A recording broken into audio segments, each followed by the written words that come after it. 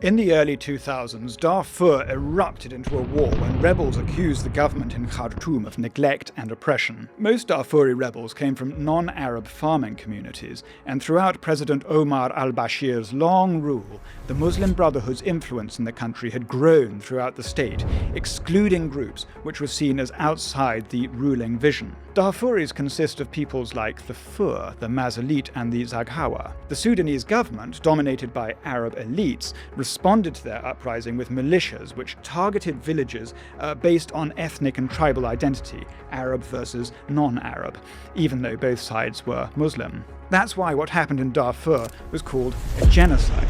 About 200,000 people were killed and 2 million displaced as tyrannical military leaders like General al-Burhan purged the rebels. During the Darfur uprising, the Sudanese army used Islamic networks to clamp down on the Darfuris, and the symbiosis between the army and Islamism became so strong that nearly all Sudan's generals today are aligned to the Muslim Brotherhood, and essentially will always fight for an Islamic state. When al-Bashir's regime finally fell in the Sudan, it was General al-Burhan, the tyrant of Darfur, who took charge, promising a transition to civil power.